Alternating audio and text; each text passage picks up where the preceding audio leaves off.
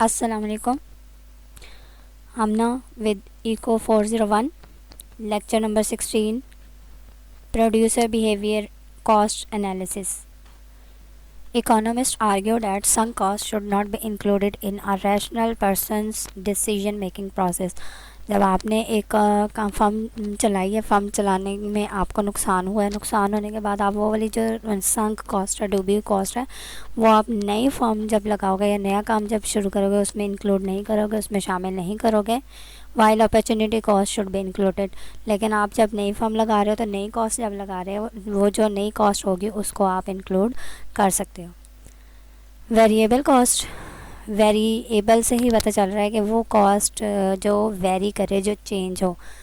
तो cost which vary with the level of activity और output are called variable cost. मतलब ये हुआ कि आपने अगर एक फर्म लगाई है, फर्म लगाने के बाद सारी बात है उसमें आपने कोई काम भी करना है, काम करने के लिए लेबर्स भी चाहिए होंगे, इलेक्ट्रिसिटी भी चाहिए होगी, मशीनरी भी चाहिए होगी, लेबर्स को सुपरवाइज़ करने के लिए लोग भी चाहिए होंगे.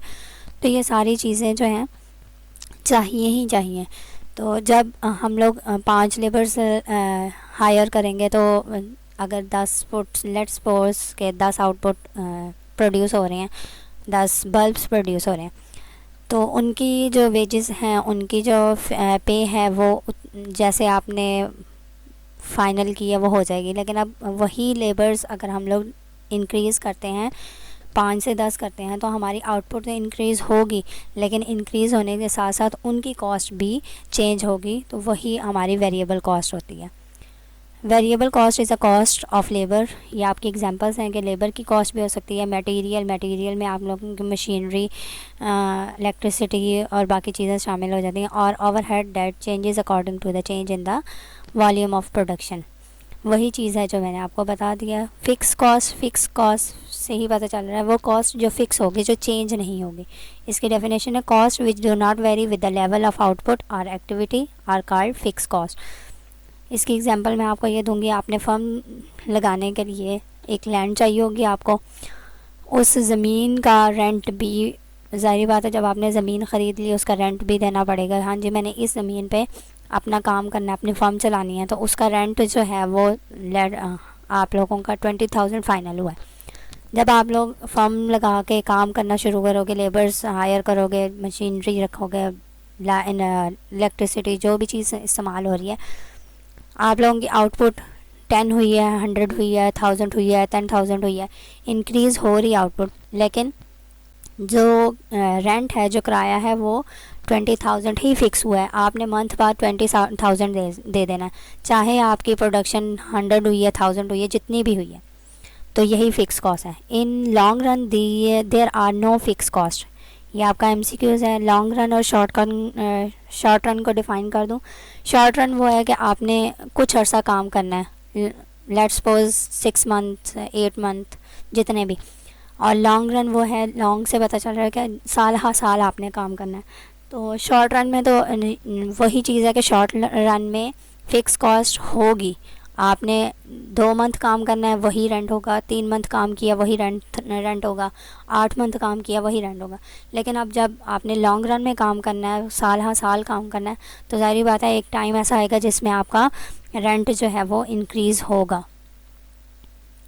Fix cost does not very depending on production और सेल लेवल. यही वही बात है कि फ़िक्स कॉस्ट जो है वो डिपेंड नहीं करती हमारी प्रोडक्शन पे कि हमारी प्रोडक्शन इंक्रीज़ हुई है तो हमारा जो रेंट है वो भी ज़्यादा होगा.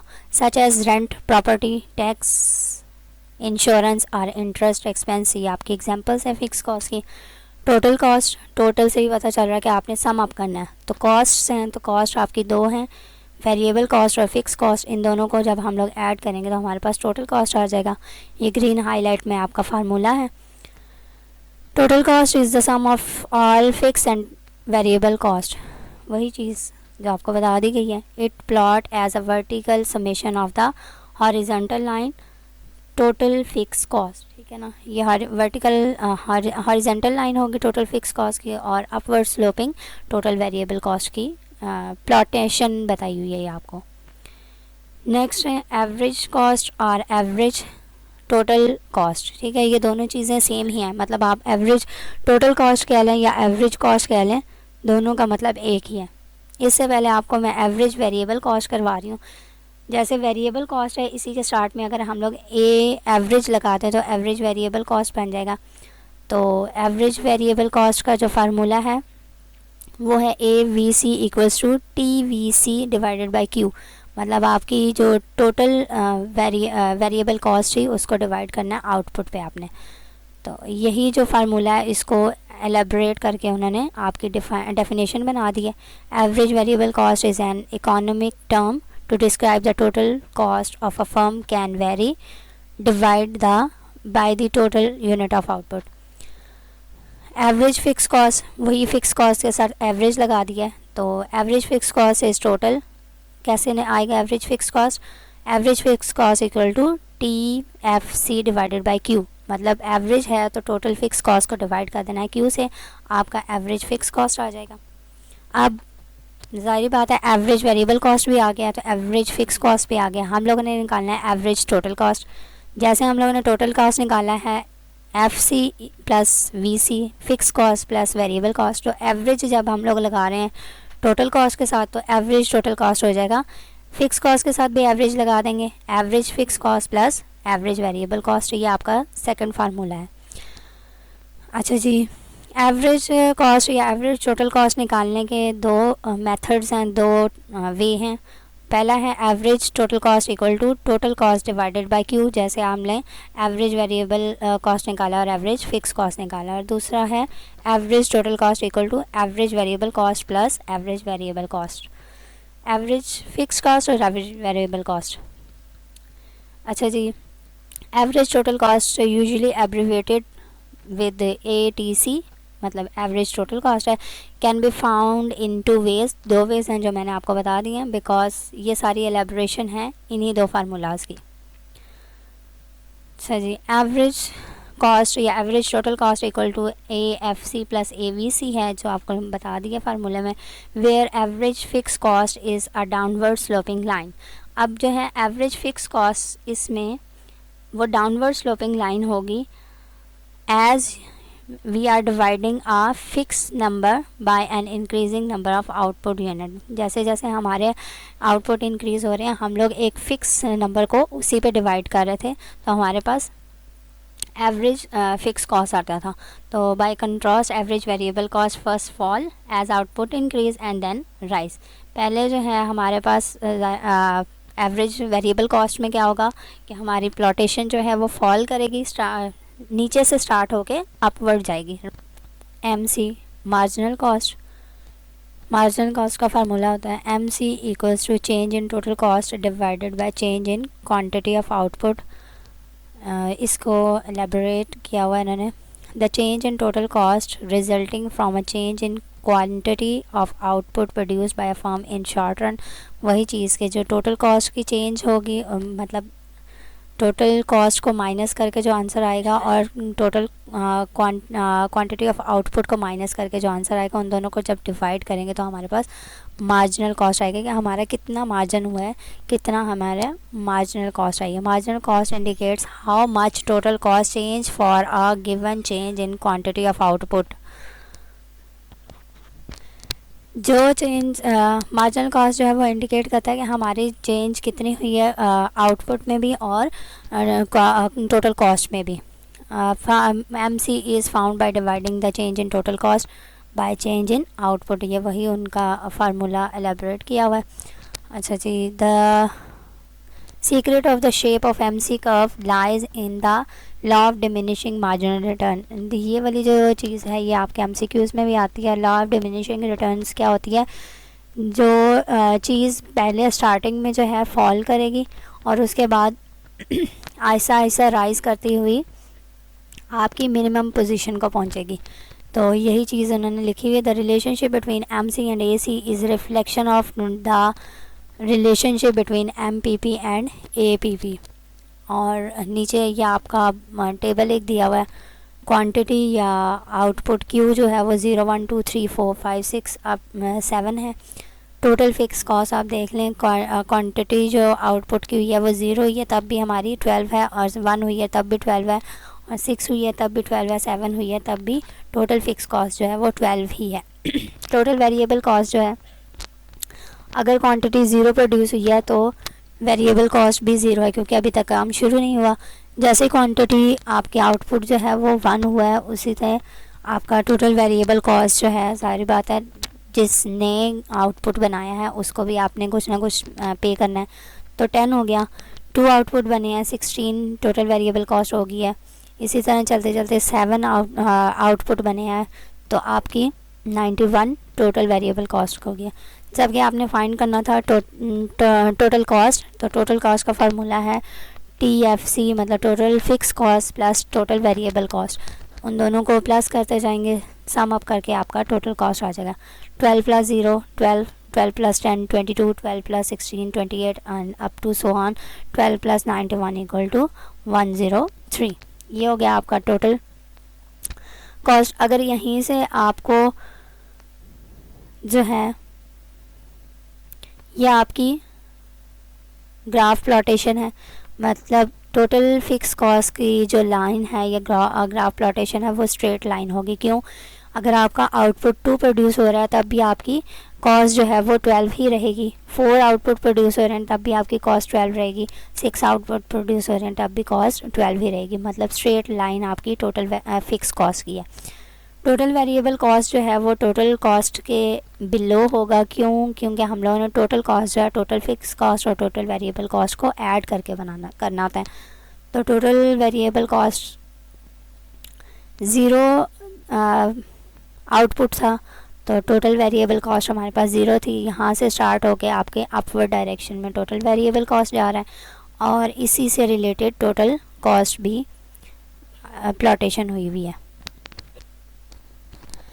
Relationship between AC and AVC, ज़ाहिर बात है AC एवरेज कॉस्ट जो होती है वो एवरेज वेरिएबल कॉस्ट और एवरेज फिक्स कॉस्ट को हम लोग प्लस करने से लेके आते हैं, ठीक है ना।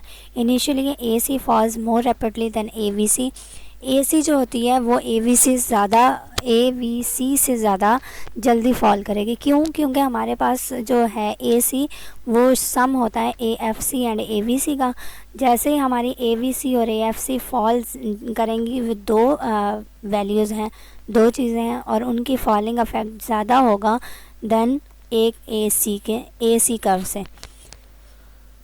After the turning point in AVC both AC and AVC rise, दोनों राइज होंगे, लेकिन इसका जो गैप होगा वो इतना ज़्यादा नैरो नहीं होगा, नैरो होगा because of some reasoning as given below. अच्छा जी, there is a inverse relationship between cost and productivity. ये आपका इंपॉर्टेंट है कि कॉस्ट और प्रोडक्शन का इन्वर्स रिलेशन होता है। डैट इज़ टू से एज प्रोडक्टिविटी राइजेस, जैसे हमारी प्रोडक्शन इंक्रीज़ होती है कॉस्ट जो होती है वो फॉल कर जाती है। कॉस्ट फॉल कैसे करेगी?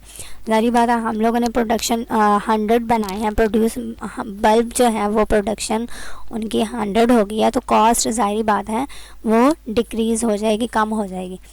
As it is vice versa है कि अगर प्रोडक्टिविटी हमारी ज़्यादा होती है तो कॉस्ट जो है, प्रोडक्टिविटी कम होती है तो कॉस्ट ज़्यादा हो जाएगी। The equivalent of constant increasing and decreasing return to scale in term of cost or economies of scale। जब हमारा increasing return to scale हो रहा था, उसका second name हम लोग कह सकते हैं कि economies of scale है। diseconomies of scale का second name है increasing return to scale, and constant cost का जो है वो constant return to scale ही होता है।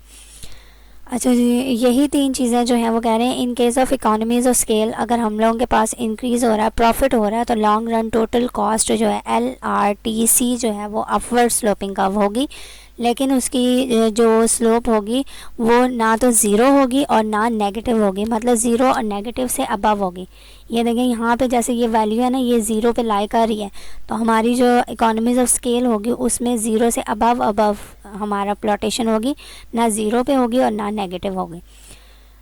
In this economies of scale LRTC मतलब लॉन्ग रन टोटल कॉस्ट जो है इज़ अपवर्ड स्लोपिंग कब होगी विद एन इंक्रीजिंग स्लोप, उनके स्लोप है वो इंक्रीज़ होगी, लेकिन इकोनॉमीज ऑफ स्केल जो प्रॉफिट वाला होगा उसमें फॉल करेगी स्लोप।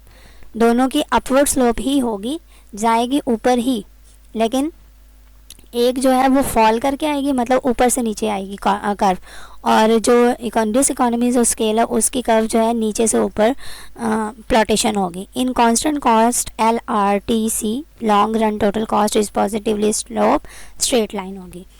अच्छा जी, long run average cost curve LRAC ऊपर जो है लॉन्ग रन टोटल कॉस्ट से यहाँ पे एवरेज कॉस्ट है। The long run average cost curve for a typical form is U shape. हमारी जो है लॉन्ग रन एवरेज कॉस्ट जो है वो यू शेप होगी। यहाँ पे भी वही तीन चीज़ें हमारे पास आएंगी, economies of scale, dish economies of scale और constant scale.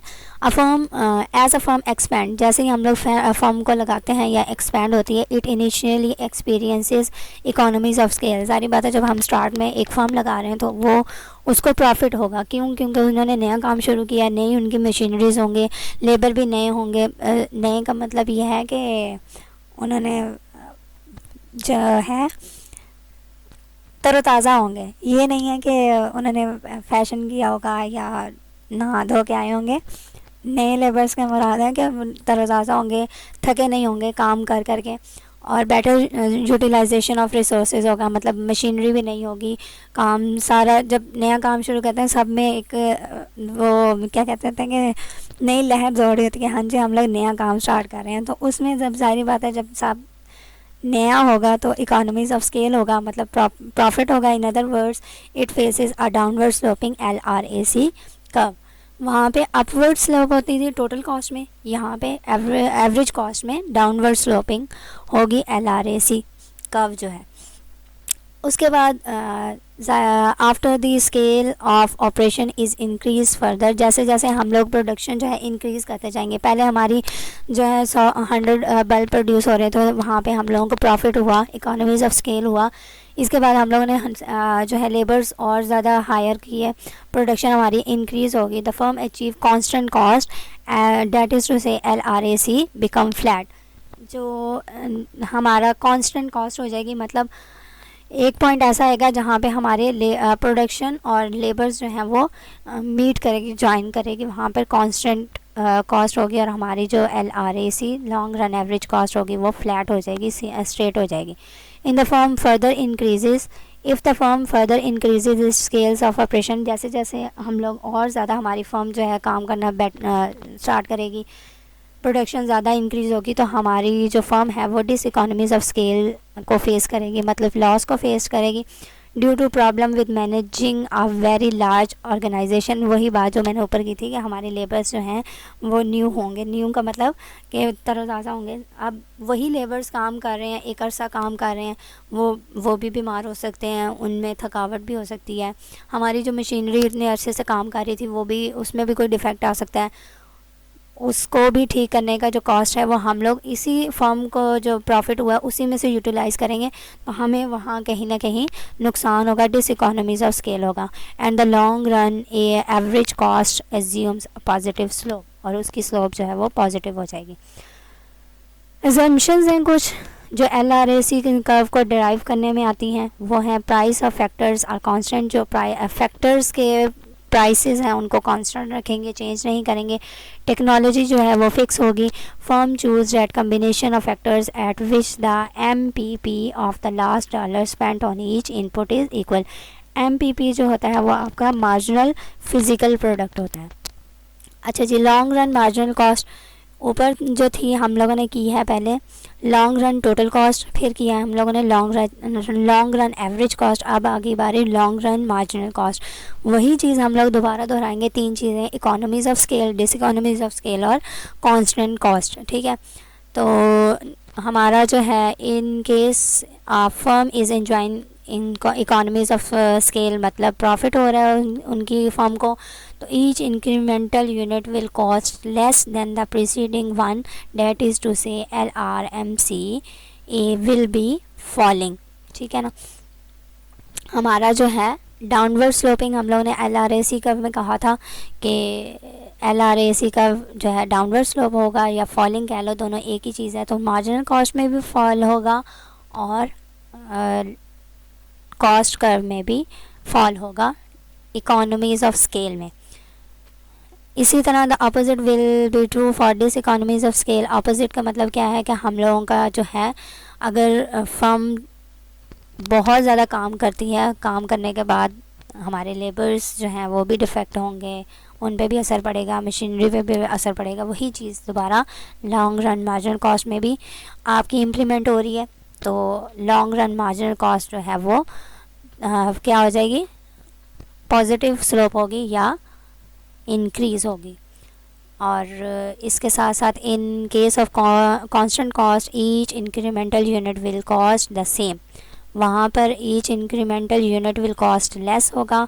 Dis economies of scale में each incremental unit will cost ज़्यादा ग्रेटर हो जाएगा या कह लें ज़्यादा हो जाएगा। In case of constant cost तो इंक्रीमेंटल यूनिट कॉस्ट जो है वो सेम रहेगी और LRMC कर्व जो है वो भी कांस्टेंट रहेगी, सेम रहेगी। Relationship between SRAC and LRAC curve. SRAC का मतलब एब्रीवेशन जो होगी वो होगी शॉर्ट रन एवरेज कॉस्ट, ठीक है, और long run average cost. The LRAC curve for a firm is actually derive from its SRAC curve. सारी बात है, लॉन्ग रन का जो बात है उसमें लॉन्ग रन बाद में आएगा, शॉर्ट रन हम लोग पहले काम करेंगे। अगर एक कंपनी काम करती है चेक करने के लिए कि हाँ जी शॉर्ट रन में उसको उनको प्रॉफिट होता है या नहीं, तो उसके बाद जब उनको शॉर्ट रन में प्रॉफिट होगा तभी वो लॉन्ग रन की तरफ प्रोसीड करेंगे। The exact shape of LRAC is wave connecting the least cost parts of the SRAC curve. मतलब SRAC की जो सबसे लीस्ट कॉस्ट होगी उसको कनेक्ट करेगी LRAC कर्व से। In practice however LRAC is shown as a smooth U shape curve drawn tangent to SRAC। और ये बात जो है ऊपर आपको मैंने बताई थी कि लॉन्ग रन की जो कर्व होती है वो यू शेप होती है और SRAC के टेंजेंट ड्रॉन होती है। This is also called an envelope curve. और यही आपका सारा जो चीज़ बताई है एनवेलप कर्व कहलाता है। ये आपका क्वेश्चन आ सकता है, शॉर्ट भी आ गया, लॉन्ग भी आ सकता है, वो उनकी अपनी मर्ज़ी। अल्लाह हाफ़िज़, अस्सलाम वालेकुम।